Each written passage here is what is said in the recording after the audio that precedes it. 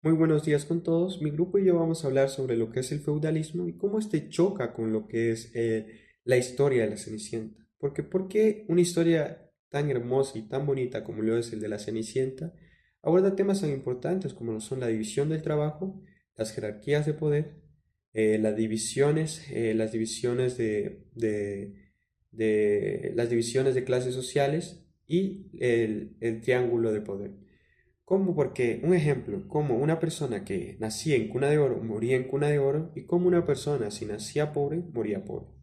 Primero hay que saber qué es el feudalismo.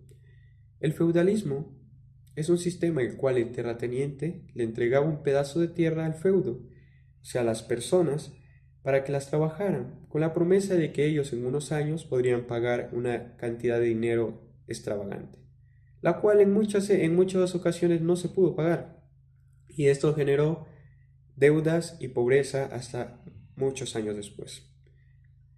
Primero hay que saber que mi grupo consta de 6 integrantes, los cuales somos Verónica Lescano, Celeste Centeno, Josué Murillo, José Coronado, Natalia Nangonó y Ana Lucía Jaramillo. Con todo esto dicho, voy a decirles una de las frases más importantes que dijo Karl Marx, obviamente del feudalismo. Las instituciones feudales son instituciones artificiales. En cambio, las instituciones de la burguesía son naturales.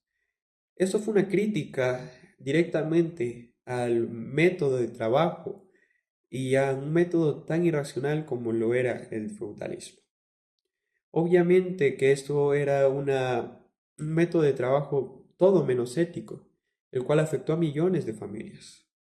Con todo esto dicho, y ya con una introducción un poco más fuerte del tema, doy paso a mis compañeros para que expliquen más a profundidad cómo la historia de la Cenicienta, porque una historia tan bonita, tan bella, se conecta con el feudalismo de una forma tan increíble. El feudalismo fue un sistema social, político y económico que dominó Europa en toda la Edad Media. La sociedad de este estaba organizada en un sistema jerárquico.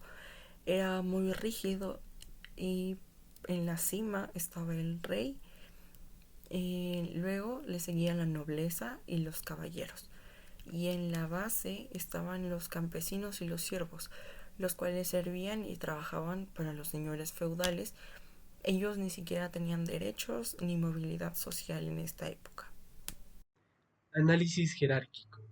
Si analizamos el cuento Cenicienta, encontraremos un gran paralelismo entre esta y el feudalismo, en donde Cenicienta, la protagonista, se representaría mediante los siervos, quienes son obligados a trabajar sin remuneración alguna, sin recompensa.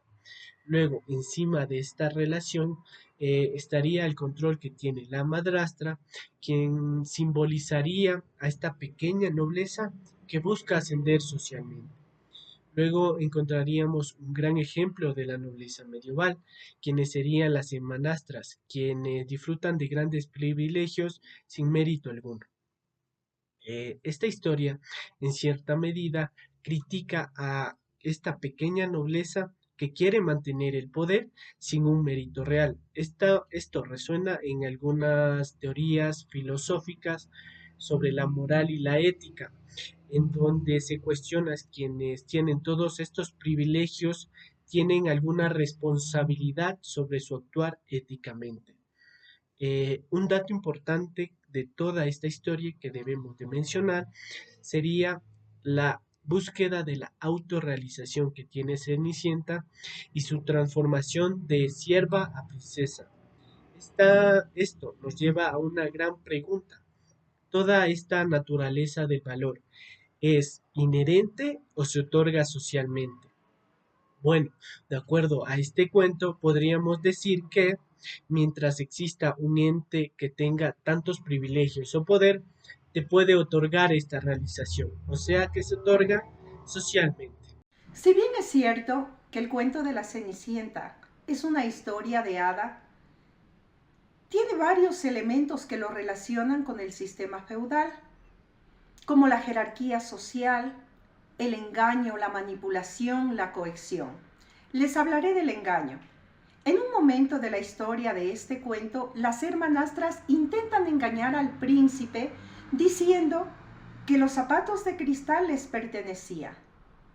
En el sistema feudal, miramos cómo quien tiene el poder, quien tiene la riqueza, quien es el dueño de las tierras, le dice al campesino que quien nace campesino, muere campesino. Además, que debe trabajar, entregar todo su esfuerzo a cambio de una protección. Protección que termina siendo un engaño porque al final se convierte en un ciclo de dependencia. Queda claro que esta división de clases sociales tan marcada la seguimos viviendo en la actualidad, donde quien tiene el poder es el que manipula y maneja toda la situación social y el que no lo tiene es el que lucha cada día para construir una vida mejor. Otro de los aspectos a analizar es el poder monárquico. El papel del príncipe es fundamental. En el feudalismo, el rey tenía el poder de cambiar el destino de las personas con una sola decisión. En este caso de Cenicienta, el príncipe cumple esa función. Al elegirla como esposa, la saca de la servidumbre, demostrando así el peso de la monarquía en la vida de los individuos. A su vez, esto también representa y demuestra la lucha por el ascenso social que existía en aquella época.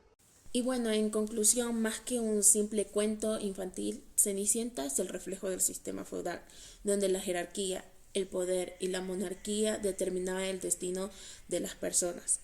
Su historia nos invita a cuestionar cómo estos valores han evolucionado y siguen influyendo en nuestras sociedades. Al analizar estos relatos no solo entendemos el pasado, sino también la forma en que seguimos construyendo nuestro presente.